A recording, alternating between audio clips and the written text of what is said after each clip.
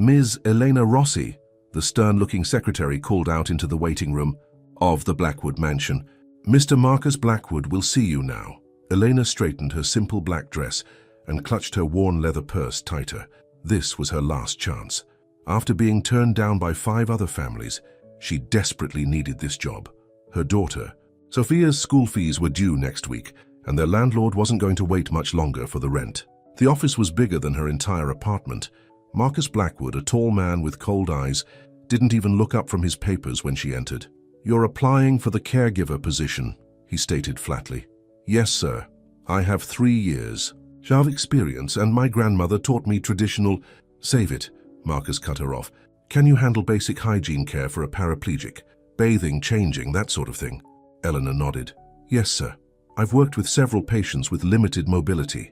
And you understand that discretion is absolute? Whatever happens in this house stays in this house?"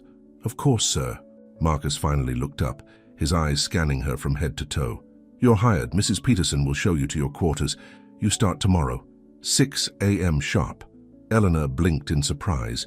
I can't live in. I have a daughter." "Then you're—" "Not hired," Marcus snapped, already looking back at his papers. Elena's heart raced. She thought of Sophia, of the eviction notice taped to their door. "Wait, my daughter. Could she stay here too? She's very quiet, very well behaved. She's 7. Marcus's jaw tightened. He picked up his phone. "Peterson, the new hire has a child. Clear out the small room next to the staff quarters." He hung up without waiting for a response. "One mistake, one complaint from my brother's fiancée, and you're both out." "Understood?" Elena nodded quickly. "When can I meet Mr. Victor Blackwood?" A strange expression crossed Marcus's face. "My brother isn't receiving visitors. You'll care for him, but don't expect conversation. The accident changed him. He's different now." As Elena followed Mrs. Peterson, the elderly housekeeper, through the massive house, she couldn't shake the feeling that something was wrong. The mansion felt cold, lifeless. Family photos that once lined the walls had been taken down, leaving lighter rectangles on the expensive wallpaper.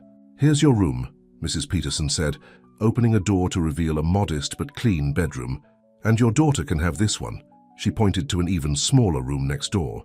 "Bathrooms shared with the other staff, kitchens off limits except during designated meal times." "When should I bring our things?" "Tonight." "And girl?" Mrs. Peterson's stern face softened slightly. "Watch yourself around Ms. Montenegro. Mr. Victor's fiancée doesn't like— well, just watch yourself." That evening, as Elena packed up their small apartment, Sophia bounced with excitement. "Is it like a castle, Mama? Does it have a swimming pool? Will there be other kids to play with?" Elena pulled her daughter close. "Mi amor, remember what we talked about? This is Mama's job. We have to be very quiet, very respectful. The man I'm taking care of is very sick. I'll be good, Mama. I promise." Looking at her daughter's innocent face, Elena prayed she'd made the right decision. But something about Marcus Blackwood's cold eyes and the missing family photos made her uneasy. What exactly had she gotten them into? The next morning came too quickly. Eleanor stood outside the master suite, her hands trembling slightly as she knocked. "Enter," a woman's voice called. The bedroom was massive, with floor-to-ceiling windows overlooking manicured gardens, but Elena's attention was immediately drawn to the man in the hospital-style bed. Victor Blackwood lay perfectly still, his once powerful frame diminished. His eyes were open but vacant, staring at nothing. Next to him stood a woman who could have stepped off a magazine cover. Her designer dress probably cost more than Elena made in a year. "You're the new help?" The woman's perfect nose wrinkled slightly. "I'm Isabella Montenegro, Victor's fiancée. Dr. Hayes will be here shortly to give you instructions. Don't try anything creative. Just follow orders." Eleanor moved closer to the bed. "Good morning, Mr. Blackwood. I'm Elena. I'll be taking care of you." No response. Not even a flicker of recognition. "Don't bother," Isabella said, checking her makeup in a hand mirror. "He's been like this since the accident. Completely checked out. Dr. Hayes says it's probably permanent." But something caught Elena's attention. As Isabella spoke, she saw Victor's hand twitch, just slightly, and was that tension around his eyes. Before she could look closer, the bedroom door opened. A sharp-featured woman in a white coat entered, carrying a medical bag. "Dr. Hayes," Isabella said, "please show the new girl what to do. I have a charity luncheon." She left without even glancing at Victor, The doctor's instructions were cold, clinical. Basic hygiene, feeding, turning to prevent bed sores. Don't try to engage him, she warned. It only confuses him. Keep interaction to a minimum. But as Elena helped turn Victor for his morning care, she noticed something else. His muscles weren't as atrophied as they should be for someone who'd been immobile for months. And when she touched him, there was definitely a response. Subtle, but there. That evening, after putting Sophia to bed in their tiny room, Elena sat up reviewing Victor's medical files.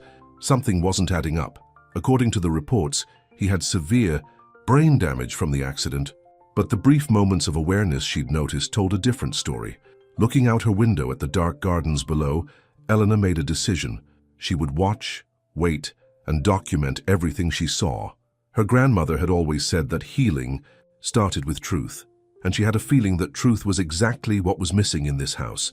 What she didn't know then was that her decision would uncover a web of lies that would change not only her life, but the lives of everyone in the Blackwood Mansion.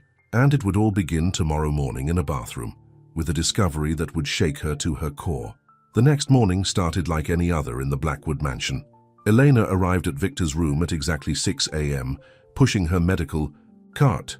Isabella had already left for her morning yoga session, which, according to house staff gossip, usually involved mimosas and shopping. "Good morning, Mr. Blackwood," Elena said cheerfully as she entered.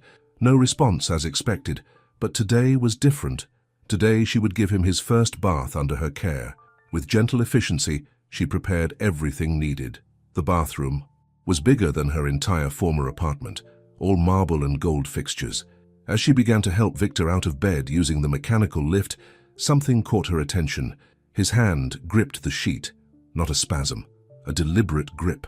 Elena's heart raced, but she kept her voice casual.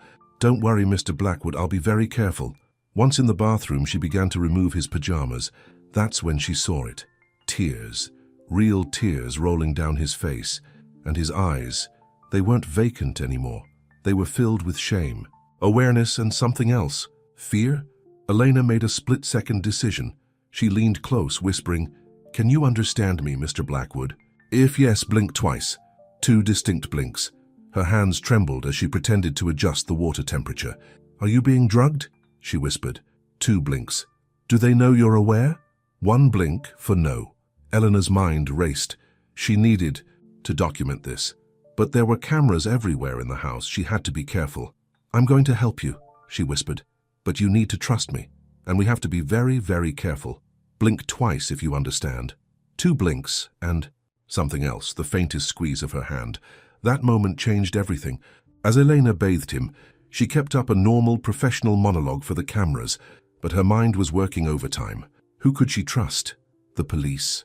But Marcus Blackwood had half the city's force in his pocket. The media. Isabella would twist the story. She needed proof. Over the next hour, as she went through the morning routine, Elena began to piece things together. The medication Dr. Hayes insisted on administering personally, the way Isabella and Marcus kept all other visitors away, the convenient power of attorney that Marcus now wielded. They were keeping Victor prisoner in his own body. That night, after Sophia was asleep, Elena pulled out her grandmother's old notebook. Inside were traditional healing recipes, physical therapy techniques passed down through generations. She had always been embarrassed by her grandmother's old-world ways before. Now they might be Victor's only hope, but as she planned, she didn't notice the shadow that passed by her window. Someone else in the mansion had secrets too, and they would do anything to keep them hidden. The next morning, Elena found her medical cart tampered with. A warning. They were watching. But when she entered Victor's room and saw the hope in his eyes, she knew she couldn't back down. This wasn't just about a job anymore. This was about saving a man's life. What she didn't know was that her 7-year-old daughter had already become part of the story. Sophia, with a child's innocent wisdom, had seen what the adults had missed. And soon she would play a crucial role in exposing the truth. But first, Elena had to find out exactly what they were giving Victor, and that meant getting access to Dr. Hayes' private medical bag, a task that could cost her not just her job, but her freedom. The game was on, and the stakes were higher than she could have imagined. Sophia loved exploring the big house. Even though Mama told her to stay quiet and out of the way, she couldn't help but peek into all the interesting rooms. The grown-ups never noticed her. She was good at being invisible when she wanted to be. That's how she found him. The sad man in the big bed. She wasn't supposed to be on this floor, but she had followed a pretty butterfly through an open window. The door to his room was open just a crack. Sophia peeked in. "Hello," she said softly, stepping inside. "I'm Sophia. My mama helps take care of you." The man in the bed didn't move, but Sophia wasn't fooled. She had played this game before at her old school when Jason Thompson pretended to be asleep during nap time. She walked right up to the bed. "You're not really sleeping. Your eyes move. When you hear things, just like Jason." For a moment, nothing happened. Then slowly, the man's eyes focused on her. Sophia smiled. "I knew it. Mama says you're sick, but you don't look sick. You look sad." A tear rolled down the man's cheek.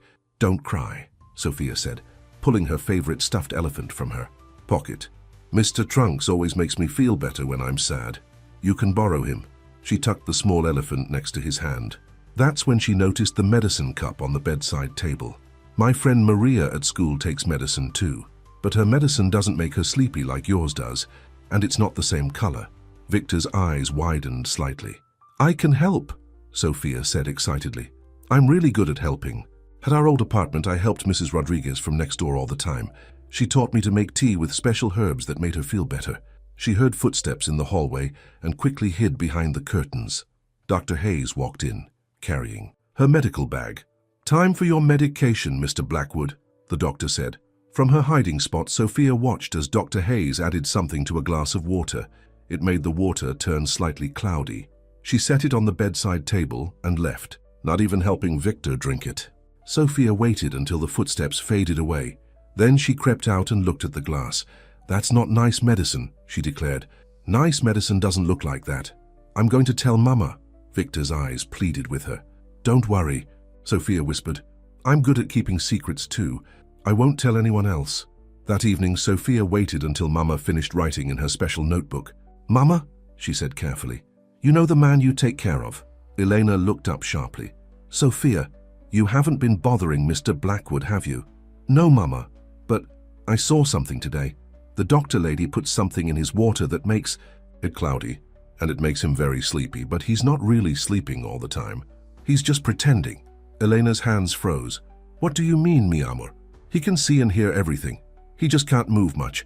Like when my foot falls asleep, remember? It's there, but it doesn't work right." Elena pulled Sophia into a tight hug. "Mi amor, this is very important. Did anyone see you in his room?" Sophia shook her head. "I'm quiet like a mouse, just like you taught me, and I left Mr. Trunks with him so he won't be lonely." "Your elephant, but you can't sleep without him." "It's okay, Mama. Mr. Blackwood needs him more than me right now." Elena felt tears in her eyes. Her daughter's innocent kindness might have just given them the breakthrough they needed. The next morning, Elena found Mr. Trunks carefully hidden under Victor's pillow, and next to the elephant was something else, a piece of paper torn from a magazine. Victor had managed to grip it just enough to tear it. On it was an advertisement for a medication, the same medication Dr. Hayes had been giving him. Elena quickly pocketed the paper. Now she had something concrete to research. But they weren't the only ones making discoveries. Marcus Blackwood had noticed something missing from his brother's room, the ever-present vacant stair, and Isabella Montenegro was getting suspicious about why her fiancé seemed more alert during Elena's shifts. The game was getting more dangerous, and now Sophia was involved too. That night, as Elena tucked Sophia into bed, her daughter asked, "Mama, why do bad people do bad things?" Elena stroked her daughter's hair. "Sometimes people are so focused on what they want that they forget about what's right. Like the mean lady in the pretty dresses? She doesn't really love Mr. Blackwood, does she?" "How do you know that, mi amor?" "Because love means you take care of someone even when it's hard, like you take care of me. The mean lady doesn't even look at him." Out of the mouths of babes, Elena thought. Sophia had seen right through Isabella's act. But Sophia wasn't done surprising them. The next day she did something that would change everything, something so simple yet so powerful that it would crack the very foundation of Marcus and Isabella's carefully constructed plan. All it took was a crayon, a piece of paper, and a 7-year-old's determination to help someone in need. It started with a box of crayons and a sheet of paper. Sophia had been sitting quietly in Victor's room during her mother's shift, drawing pictures like she always did. But this time was different.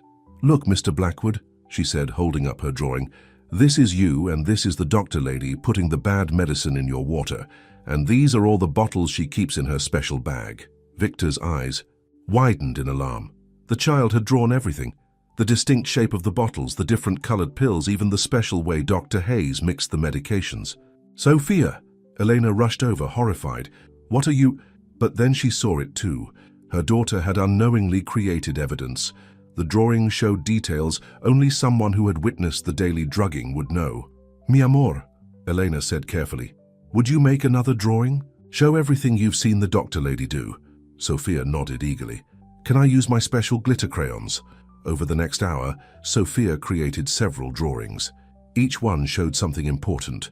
Dr. Hayes's secret phone calls in the garden, Marcus going through papers in Victor's office late at night, Isabella meeting with strange men when she thought no one was watching. "And this one," Sophia said, holding up her last drawing, "is from yesterday. The mean lady was yelling at her phone about something called power of attorney." "Power of attorney," Elena corrected automatically, her mind racing. Just then they heard footsteps approaching. Elena quickly gathered the drawings, but in her haste one fell behind Victor's bed. Isabella burst in, her designer heels clicking on the marble floor. "What is that child doing in here?" she demanded. "This isn't a daycare center." "I'm sorry, Ms. Montenegro," Elena said quickly. "She was just—" "Get her out, now!" Isabella's perfect makeup couldn't hide her rage, "and you're to keep her away from this floor. Understood?" Elena hurried Sophia out, clutching the drawings to her chest. But the one that had fallen, the most damaging one showing Dr. Hayes mixing the medications, remained behind Victor's bed. Later that night, as the mansion slept, Mrs. Peterson was cleaning Victor's room when she found the drawing. The old housekeeper stared at it for a long time. Then she did something she hadn't done in 30 years of service. She went through Dr. Hayes's medical bag while the doctor was at dinner. What she found confirmed her worst fears. "Girl," she said, knocking on Elena's door late that night, "we need to talk." Mrs. Peterson had worked for the Blackwood family for 3 decades. She had watched Victor grow up, and she had noticed things changing after the accident. "The medicine she's giving him," Mrs. Peterson said, showing Elena a photo she'd taken with her old flip phone. "I recognized it because my sister was given the same thing in the hospital. It's not for paralysis. It's for keeping patients sedated during long procedures." Eleanor's hands shook as she looked at the photo. "They're keeping him drugged on purpose. But why?" "Money, girl, always follow the money." Mrs. Peterson pulled out a newspaper clipping. 2 weeks before the accident, Mr. Victor was about to merge the company with their biggest competitor. Would have made millions. But Mr. Marcus was against it, said it would mean losing control of the family business. "And Isabella? What's her role in this?" "That one." Mrs. Peterson's face hardened. "She was pushing for a prenup that would give her control of 30% of the company if anything happened to Mr. Victor. Papers were never signed, but with him incapacitated." A noise in the hallway made them both freeze. When nothing followed, Mrs. Peterson continued in a whisper. "There's more. Dr. Hayes isn't just any doctor. She's Mr. Marcus's old college girlfriend. Been seeing them meet in secret at least twice." "A week?" Elena's mind was spinning. "We need proof, real proof, not just drawings and suspicions." "Already working on it." Mrs. Peterson smiled grimly. "Remember those cameras they installed everywhere? Old Peterson, my husband, he used to do all the security maintenance before he passed. Taught me a thing or two about where the backup files are kept." For the first time, Elena felt hope. With Mrs. Peterson's help, they might actually have a chance. But their quiet conversation was overheard by someone else. Someone who had been watching Elena and Sophia since they arrived. Someone who had their own reasons for wanting the truth to come out. The next morning, Elena found a USB drive hidden in her cleaning cart. On it was weeks of security footage from Victor's room, showing everything. And a note from a friend who knows what it's like to be betrayed by Marcus Blackwood. The pieces were falling into place. But as Elena would soon learn, having evidence and being able to use it were two very different things, especially when the people you're fighting against have everything to lose. The morning everything started to unravel began with a scream. Eleanor rushed to Victor's room to find Isabella in a rage, designer handbag swinging wildly as she confronted Dr. Hayes. "What do you mean he's building resistance? That's not possible." Isabella's perfect manicure jabbed at the doctor's chest. "You promised me this would keep him manageable." "Lower your voice," Dr. Hayes hissed, glancing nervously at the doorway where Elena stood. We have an audience." Isabella spun around, her face changing instantly to a mask of grief. "Oh, Elena, thank goodness you're here. Victor's been so agitated today, Dr. Hayes thinks we might need to adjust his medication." Elena pretended not to notice the meaningful looks passing between the two women. "Of course, Ms. Montenegro. Would you like me to come back later?" "No, stay," Dr. Hayes said quickly. "I need to document his reaction to the new dosage." Elena's heart raced as she watched Dr. Hayes prepare the medication. Thanks to the security footage on the USB drive, she knew exactly what was in those syringes. And it wasn't what was listed in Victor's official medical records. But today was different. As Dr. Hayes approached with the syringe, Victor's hand suddenly shot out, knocking the medication across the room. "Victor!" Isabella shrieked, jumping back. "What's gotten into him?" Eleanor moved quickly to clean up. The spill secretly thrilled. The reduced dosage over the past few days, thanks to Sophia's accidental spills and Mrs. Peterson's carefully timed interruptions, was working. Victor was getting stronger. "I'll have to sedate him," Dr. Hayes said, reaching for her medical bag. "No," Eleanor blurted out. Then, more calmly, "I mean, perhaps he's trying to tell us something. In my experience, sometimes agitation is a sign of progress." "Progress?" Isabella laughed coldly. "Dear, you're a cleaning, lady-playing nurse. Leave the medical opinions to the professionals." But Victor's eyes were clear and focused for the first time in months. He was looking directly at Elena, and she could see the desperation in his gaze. That afternoon, Elena received an urgent message from Mrs. Peterson. "Meeting tonight, basement storage room, bring everything." At midnight, Elena crept down to the basement, clutching the USB drive and Sophia's drawings. Mrs. Peterson was already there, along with a surprise guest, James Chen, Victor's former head of security. "I'm the one who left you the USB drive," James said without preamble. "I've been investigating Marcus ever since he fired me right after Victor's accident." Mrs. Peterson pulled out a thick folder. "Tell her what you found." James spread out several documents on an old table. "The accident wasn't an accident. Marcus hired someone to tamper with Victor's car. The plan was just to injure him enough to keep him out of the office for a few weeks, long enough for Marcus to stop the merger. But something went wrong," Mrs. Peterson added. "The brakes failed completely. Victor should have died in that crash." Elena felt sick. "Does Isabella know?" "Isabella?" James laughed bitterly. "She helped plan it. Look at this." He played a recording on his phone. Isabella's voice came through clearly. "Just make sure it happens before the wedding. I'm not signing any prenup, and I'm not spending my life with a man who cares more about his company than social status." "We have enough to go to the police," Elena said. "The police?" Mrs. Peterson shook her head. "Girl, half the force is in Marcus's pocket.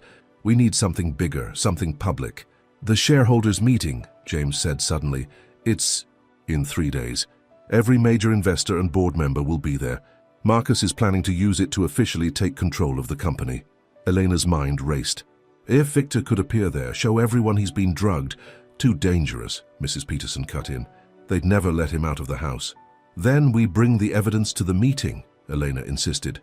"The recordings, the medical records, everything. They'll stop you before you get through the door," James warned. "Not if we have help," Elena smiled. "Sophia made friends with the security guard's daughter. He lets her play in the monitoring room sometimes. And tomorrow is Take Your Child to Work Day at the company." Suddenly, an alarm blared through the mansion. "Fire alarm," Mrs. Peterson said, but her eyes were suspicious. They rushed upstairs to find smoke coming from the east wing, right where Eleanor's room was located. Sophia!" Eleanor screamed, running toward the stairs. But Sophia wasn't in their room. She was in Victor's room, hiding under his bed. She had overheard Isabella on the phone, ordering someone to take care of the problem tonight.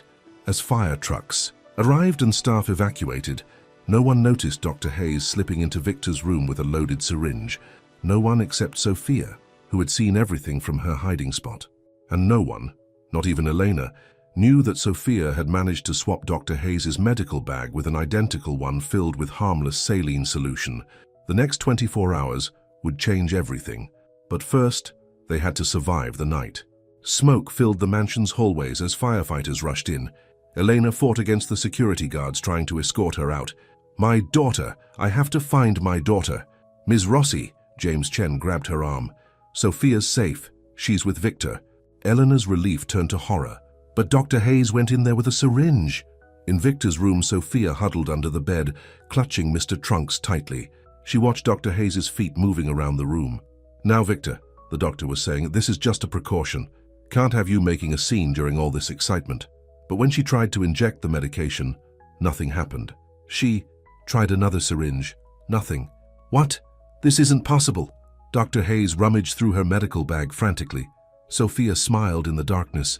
The fake bag she'd switched, filled with water and food coloring to look like medicine, had worked perfectly, just like in her favorite spy movie. Suddenly, Victor's hand moved. Really moved. Without the drugs in his system for the first time in months, he was finally strong enough. His fingers wrapped around Dr. Hayes' wrist. The doctor screamed, dropping the useless syringe. That's when Elena burst in with James and 2 firefighters. The scene before them was chaos.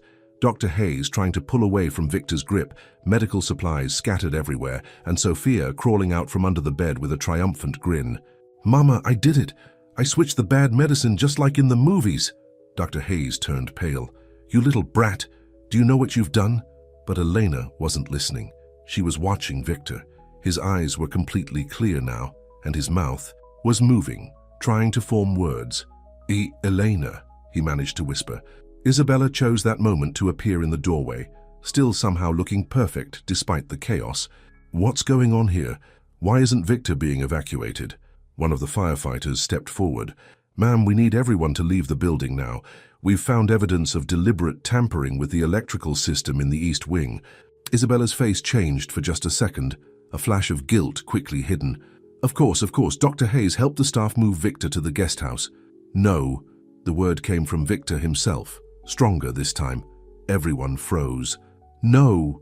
More drugs." Victor's voice was rough from disuse, but his words were clear. "Elena, stay." Isabella's perfect mask cracked. "Victor, darling, you're confused. The smoke—" "He's not confused," Sophia piped up. "He's better because I switched the mean doctors. Medicine with water. And I saw you, Miss Montenegro. You were on the phone telling someone to start the fire." "How dare you!" Isabella advanced on Sophia, hand raised. "You little—" But she never finished. Victor, with strength no one knew he had left, pushed himself up in bed. "Touch her, and I'll have you arrested." The firefighters exchanged looks. One of them spoke into his radio. "Chief, we're going to need the police up here, and maybe somebody from the DA's office."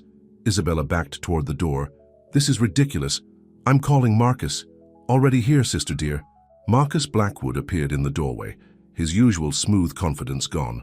"And I'm afraid we have a problem. The police just found some very interesting documents in your room during the evacuation. Care to explain why you have detailed instructions for tampering with brake lines?" Isabella's face went white. "You promised you destroyed those." "Well," Marcus smiled coldly, "a smart businessman always keeps insurance, and right now, I'm afraid you've become a liability." "You bastard!" Isabella lunged at Marcus, her designer, nails raking his face. "We had a deal." The firefighters moved quickly to separate them. In the chaos, no one noticed Sophia slipping Dr. Hayes' phone into James's hand, the phone full of incriminating text messages and recordings. As the police arrived and began taking statements, Elena sat beside Victor's bed, holding his hand. "How long?" she asked softly. "How long have you been aware?" "Months," he whispered. "Trapped in my own body, watching them steal everything." Sophia climbed onto the bed, careful not to disturb any of Victor's tubes or wires. "Don't worry, Mr. Blackwood. Mama and I will help you get strong again, and Mr. Trunks can stay with you until you're better." Victor managed a small smile. "Thank you, both of you." His hand tightened slightly around Eleanor's. "Stay?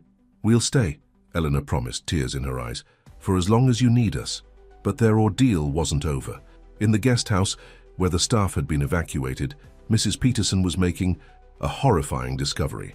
Hidden in Marcus's private study was evidence of something even worse than the attempt on Victor's life.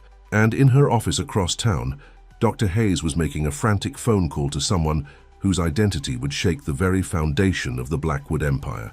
The fire was out, but the real flames were just beginning to rise. Mrs. Peterson's hands trembled as she stared at the documents spread across Marcus's desk in the guest house. 30 years of service to the Blackwood family hadn't prepared her for this. "Oh, Mr. Victor," she whispered, "your father didn't die of a heart attack after all." The papers told a story that went back decades. Robert Blackwood, Victor, and Marcus's father had discovered something terrible about the company's early days, something about the real source of the family fortune. The guest house door creaked open. Mrs. Peterson quickly gathered the papers, but she wasn't fast enough. "Looking for something?" Marcus stood in the doorway, his usual polished appearance disheveled from his encounter with Isabella. "Mr. Marcus, I was just cleaning." "Save it." He stepped into the room, closing the door behind him. "You know, I always wondered why my father trusted you so much. Now I know. You were helping him investigate the company's history, weren't you?" Mrs. Peterson lifted her chin. "Your father was a good man. He wanted to make things right." "Right?" Marcus laughed bitterly. "Do you have any idea what would happen if people knew where our money really came from? How many lives would be destroyed?" "Lives have already been destroyed," Mrs. Peterson said firmly. "Your father knew that. That's why he was going to confess everything. And that's why he had to die." Marcus's voice was cold. "Just like Victor will have to disappear permanently. And now that the drug plan has failed." Neither of them had noticed Sophia standing on the balcony outside the study window. The little girl's eyes went wide as she recorded everything on her mother's cell phone, just like Elena had taught her to do, in case of emergencies. Back in the main house, Elena was helping Victor with his first real physical therapy session in months. Without the drugs in his system, his natural strength was starting to return. "Easy," Elena said softly as Victor struggled to sit up. "Your muscles need time to remember." "No time," Victor managed. "Shareholders, meeting, tomorrow. You're not strong enough yet. Have to be." His hand found hers. "Elena, there's something you need to know."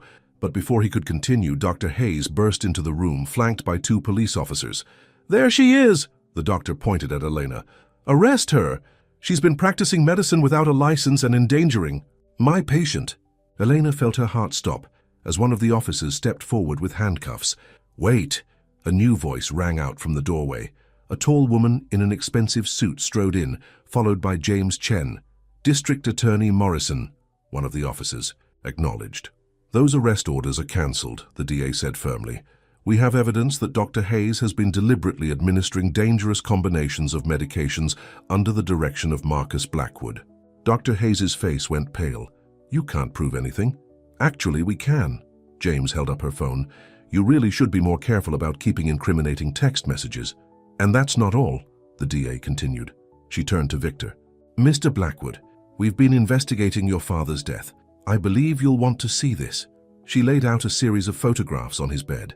They showed Robert Blackwood meeting secretly with federal investigators just days before his death. Victor's hand shook as he touched the photos. "Father knew?" "He was working with us," the DA explained. "He had evidence of decades of criminal activity within Blackwood Industries, money laundering, fraud, even connections to human trafficking through shell companies." Elena gasped. This was bigger than anyone had imagined. Suddenly, Sophia burst into the room out of breath. "Mama, Mr. Blackwood, the mean brother, he killed his daddy. I heard him tell Mrs. Peterson." Before anyone could react, a gunshot rang out. Through the window, they could see Marcus dragging Mrs. Peterson toward a waiting car. "Nobody move," Marcus's voice carried across the lawn. "Or the old lady dies next." But he hadn't counted on one thing: the loyalty of the mansion's staff. As Marcus tried to force Mrs. Peterson into the car, he was suddenly surrounded by gardeners, security guards, and maintenance workers. All people who had served the family for years. All people who had loved Robert Blackwood and respected Mrs. Peterson.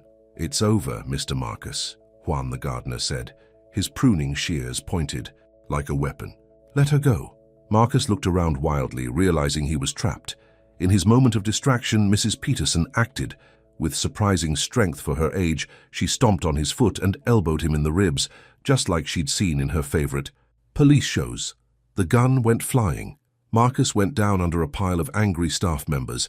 As the police led Marcus away in handcuffs, Mrs. Peterson hurried back to Victor's room, clutching the documents she'd found. "You need to see these," she said, laying them on his bed. "Your father left a letter for you.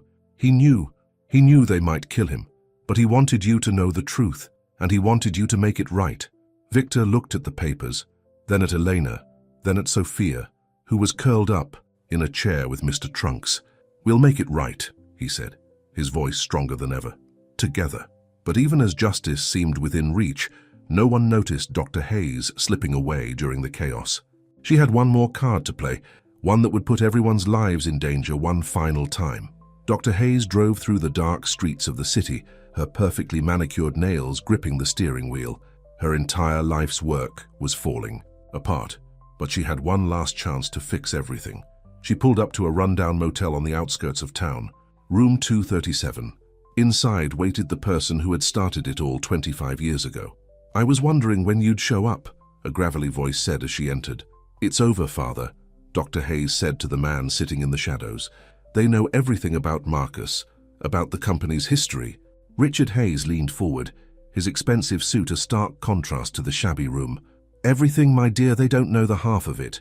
Who do you think helped Robert Blackwood build his empire in the first place? Who do you think introduced him to the right people? But why make me help Marcus try to kill Victor? Because Victor is too much like his father, too honest, too willing to throw away everything we built." Richard stood up. "But we still have one card to play." Back at the mansion, Elena was helping Victor dress for the shareholders' meeting. His strength was returning rapidly now that the drugs were out of his system, but he still needed support. "Are you sure about this?" Elena asked, adjusting his tie. "You've been through so much." Victor caught her hand, holding it against his chest. "I need to face them. For my father. For the truth." He paused, looking into her eyes. "For us." Sophia burst into the room, wearing her favorite party dress. "Mama, Mr. Blackwood, look what Mrs. Peterson gave me." She held up an old photograph. It showed a much younger Mrs. Peterson standing next to Robert Blackwood. They were both smiling at the camera, and between them stood a little boy, Victor. "Mrs. Peterson says this was taken the day your daddy decided to change everything," Sophia said. "She says he wanted to make things right because of you." Victor took the photo with trembling hands. "I remember this day. Father had just discovered what his partners were really doing with the overseas shipping companies. Human trafficking," Elena said softly. "That's what the DA said. Yes, Father wanted out. He was gathering evidence, planning to expose everything." Victor's voice grew stronger. "When I took over as CEO, I started finding irregularities in the books. That's why I pushed for the merger. It would have meant complete restructuring, external auditors, and Marcus couldn't let that happen," Elena finished. Suddenly, Mrs. Peterson burst into the room. "Turn on the TV, quick!" The local news was showing breaking footage. Dr. Hayes stood at a podium, tears streaming down her face. "I can no longer keep silent," she was saying. "Victor Blackwood's injuries from the accident left him mentally unstable. In his paranoid state, he's making wild accusations about his family. For his own safety and the safety of others, he needs to be committed to psychiatric care." "That lying," Elena started, but Victor squeezed her hand. "Wait, look behind her." In the background of the news footage, partially hidden by shadows, stood an older man in an expensive suit. "Richard Hayes," Victor whispered. "Dr. Hayes's father. He was my father's original business partner. The one who introduced him to the human traffickers," Mrs. Peterson added. "Your father told me everything before he died." Sophia, who had been quietly playing with Mr. Trunks, suddenly spoke up. "Is that the man from the picture in the mean doctor's phone?" Everyone turned to look at her. "What picture, mi amor?" Elena asked. "The one she looks at every night before she makes her secret calls. He's standing with Mr. Victor's daddy, but he looks angry, and there's red stuff on his hands." Victor's face went pale. "Sophia, when did you see this picture?" "The night I switched the medicine bags. I used the mean doctor's phone to play my game, and I saw lots of pictures. This one was in a folder called Insurance." James Chen, who had been quietly standing guard at the door, sprang into action. "If Dr. Hayes has photographic evidence from the night Robert Blackwood died, that's why she's making her move now," Victor realized. "She's not trying to discredit me. She's threatening her own father. If she goes down, she'll take him with her." "The shareholders' meeting starts in 1 hour," Mrs. Peterson said.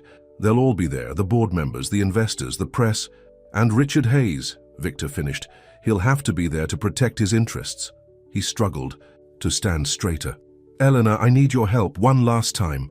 Elena looked at the determined faces around her, Victor growing stronger by the minute, Sophia clutching Mr. Trunks with fierce loyalty, Mrs. Peterson holding decades of secrets, and James ready to fight. "Not the last time," she said firmly. "The first time, as a family." What none of them knew was that Dr. Hayes had one more secret, one that would turn the shareholders' meeting into a battleground where not just the company, but lives would hang in the balance. And it all centered around a USB drive hidden in the last place anyone would think to look. Inside, Mr. Trunks, Sophia's beloved stuffed elephant, the Blackwood Industries Conference Center buzzed with tension. Board members, shareholders, and reporters filled the massive room, all wondering the same thing. What would happen when Victor Blackwood finally appeared?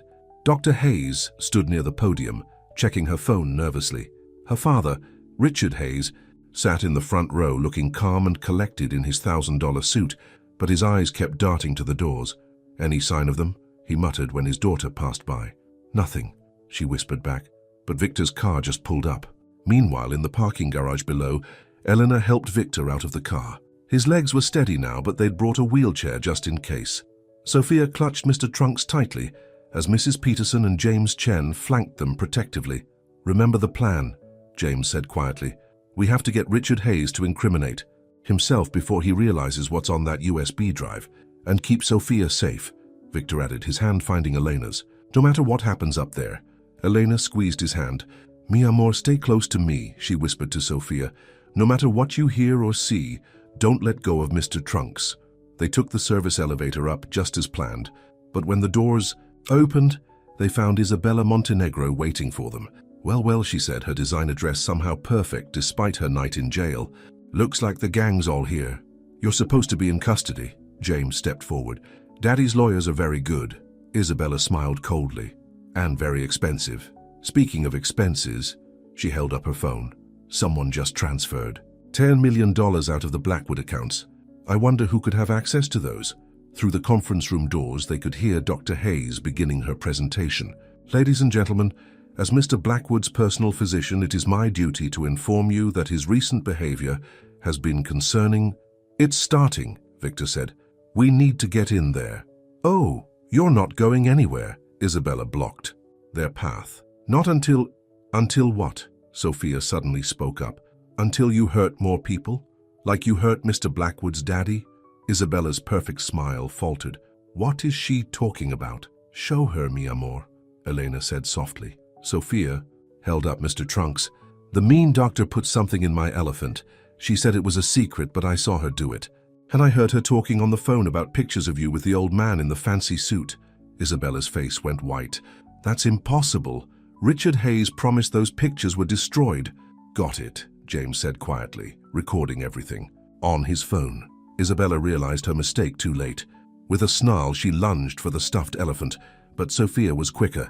She tossed Mr. Trunks to Mrs. Peterson, who caught it with surprising agility. "Now," Victor called out. The conference room doors burst open. Elena pushed Victor's wheelchair straight to the podium, Sophia running alongside them. Mrs. Peterson and James blocked Isabella from following. Dr. Hayes stopped mid-sentence, staring in shock as Victor rose. From the wheelchair, the room erupted in gasps and camera flashes. "Ladies and gentlemen," Victor's voice rang out clear and strong. "I believe Dr. Hayes was about to tell you about my mental state. But first, let's talk about what's really been happening at Blackwood Industries for the past 30 years. Richard Hayes stood up. "This is ridiculous. Security." "Security isn't coming," James announced from the doorway. "They work for me now. All of them." Victor continued, his hand finding Elena's again. 25 years ago, my father discovered something terrible. His company, built with the help of his trusted partner Richard Hayes, was being used as a front for human trafficking." More gasps from the crowd. Dr. Hayes started edging toward a side door. "Don't even think about it." Mrs. Peterson's voice rang out. She held up Mr. Trunks. "Not unless you want everyone to see what's inside this little fellow."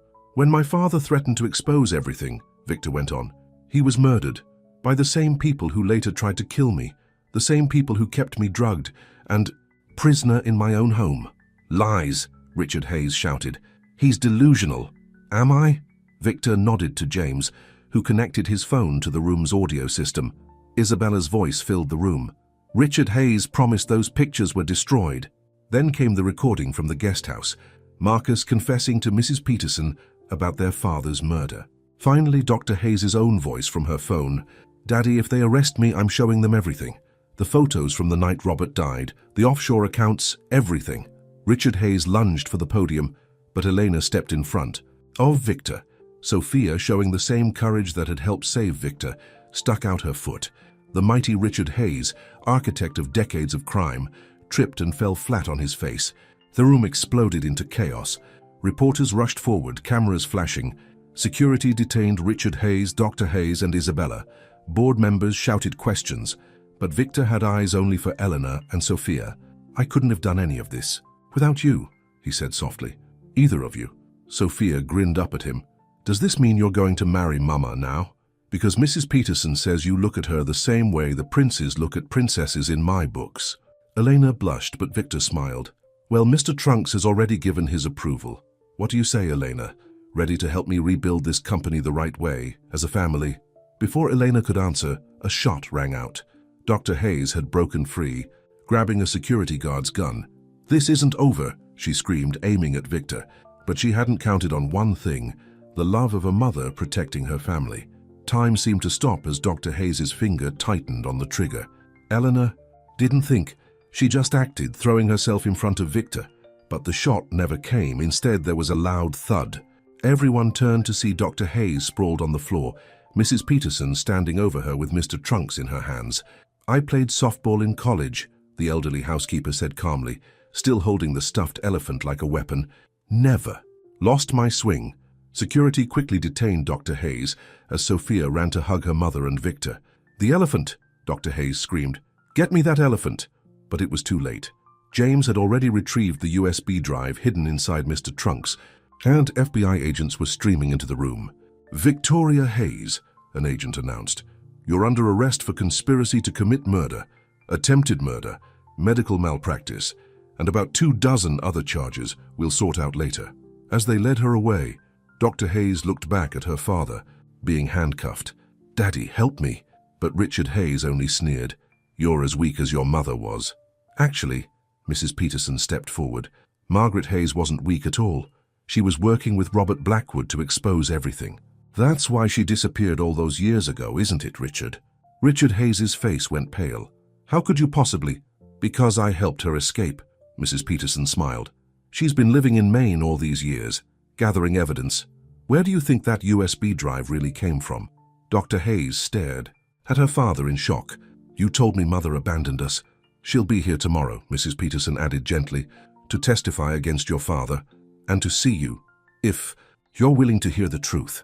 As the FBI led the last of the conspirators away, the reporters surged forward, but Victor held up his hand. "I'll give a full statement tomorrow. Right now, there's something more important I need to do." He turned to Eleanor, taking both her hands in his. "Eleanor Rossi, you saved my life in more ways than I can count. You showed me what real love looks like. Not the shallow society games Isabella played, but true, deep love that risks everything. For someone else." He got down on one knee, making Sophia gasp with delight.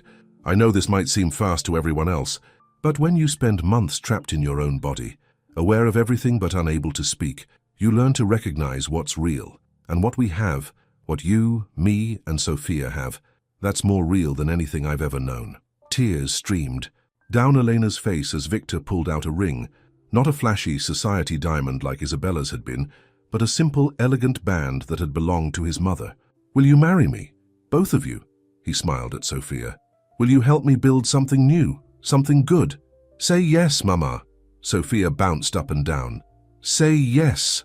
Elena looked at her daughter's shining face, at Mrs. Peterson's knowing smile, at James trying to pretend he wasn't crying. "Yes," she whispered. "Yes to everything." 1 year later, the Blackwood mansion was transformed, gone were the cold marble halls and formal parlors. Now children's laughter echoed through bright rooms filled with flowers. The company had changed, too. Under Victor and Elena's leadership, Blackwood Industries had become a force for good, using its resources to fight human trafficking and support survivors.